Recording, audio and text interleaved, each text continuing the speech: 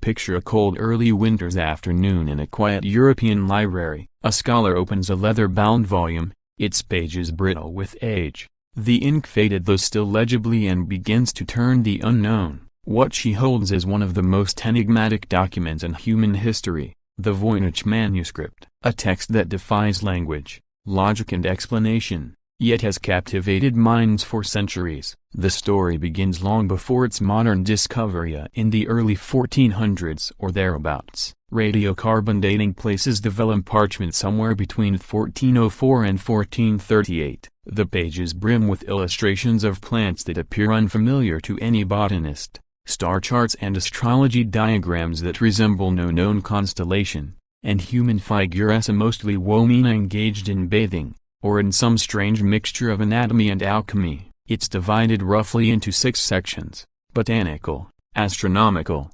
astrological, biological, with nude women and strange tubes, cosmological medallions, pharmaceutical herb jars, and then long blocks of text that have never been reliably translated. And it's written in a script that the letters look familiar, as if Latin-like.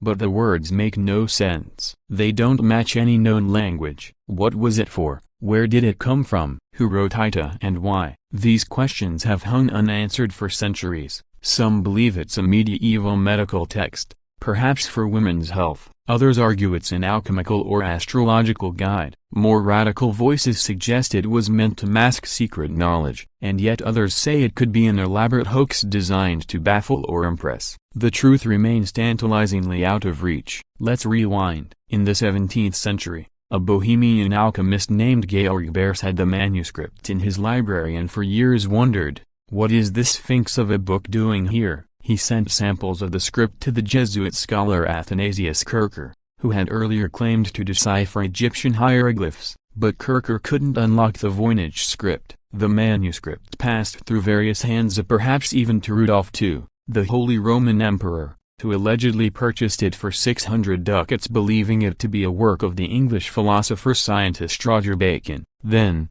in 1912, the rare book dealer Wilfred Voynich acquired it, hence the name, and since 1969, the manuscript has been housed in the Voynich Rare Book Manuscript Library at Yale University. Now imagine opening those pages yourself, a half-familiar letter shapes flowing in lines around drawings of plants you don't recognize, weird root systems, bowls of green liquid, pipes connecting body parts, women bathing in tubes of some mysterious fluid, star charts that don't quite match any known sky. Each folio is its own riddle. One large question: is the text meaningful? Cryptographers, linguists and amateurs alike have labored for decades. Some analysis suggests the text's word patterns mimic natural language, as if there are repeating structures and words that occur in different parts of the manuscript, but no translation has gained broad acceptance. Others propose it's gibberish, an artistic hoax, a vanity book designed to mystify.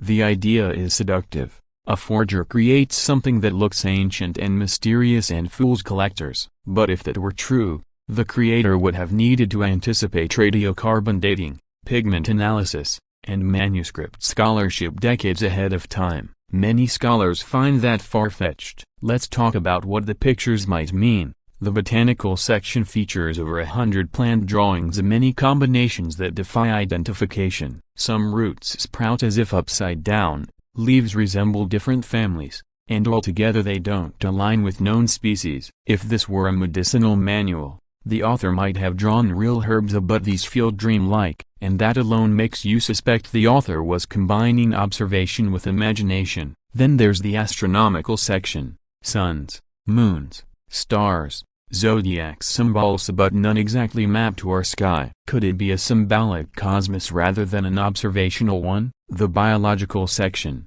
here's the oddest part: drawings of nude female figures in baths, connected by tubes and pipes as if representing bodily fluids flowing between vessels. Some interpret this as a form of health ritual or therapeutic bathing. Others see alchemical metaphor. The pharmaceutical section shows jars and vessels and plants, again suggesting prescriptions or potions. And finally the recipes section: dozens of short text blocks, each marked by star-like symbols in the margin, like instructions or entries, but we don't know what they instruct. What theories exist today? One of the most compelling. The manuscript is a women's health manual, perhaps intentionally encrypted, because medieval societies may have hidden or restricted certain knowledge about female physiology and reproduction. Some modern research supports this. In 2024, scholars proposed that the illustrations may encode knowledge about sex, conception and women's health. Another theory suggests that the text uses a code or cipher. Some cryptanalysts tried mapping it to known languages. One hypothesis connects the script to Pahlavi,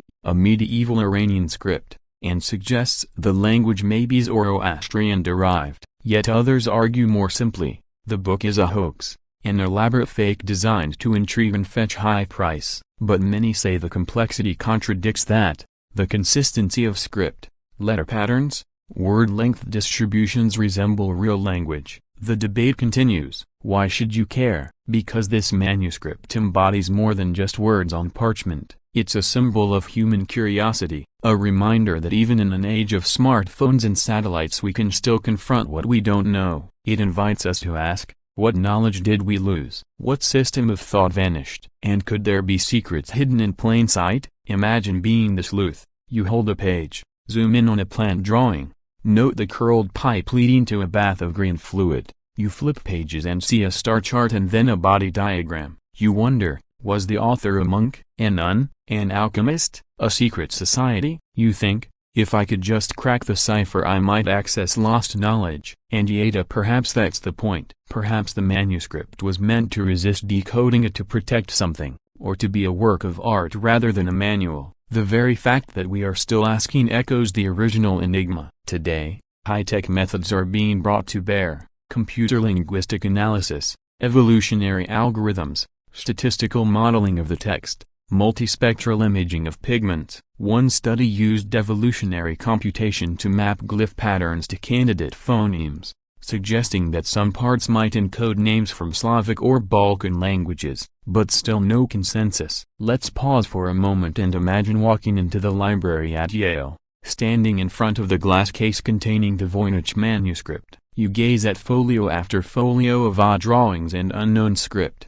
You realize the scholar-collector who made it felt the same awe, and you ask, what if I flipped this tablet back in time to its creators? What would they think of us, scanning their strange plants on high-resolution monitors, running algorithms, trying to decode meaning? Would they laugh? Would they hide something new? One final reflection, the Voynich Manuscript may never be solved. Perhaps it was destroyed deliberately, the meaning lost intentionally, or the context evaporated when the author died and notebooks dispersed. Some sections may remain forever cryptic. And yet the value of the mystery is not lessened by the absence of solution. In fact, it is heightened, because mystery, by definition, invites story and speculation and humanity's longing to know. And you, the viewer, are part of that. So next time you open a book and the words make sense to you, pause and remember. There are whole volumes out there where the meaning escapes us, and the hunger to understand drives us onward. The Voynich Manuscript is more than parchment and ink. It's a portal to wonder, into the possibility that the greatest knowledge might be hidden not in what we can read but in what we have yet to decipher.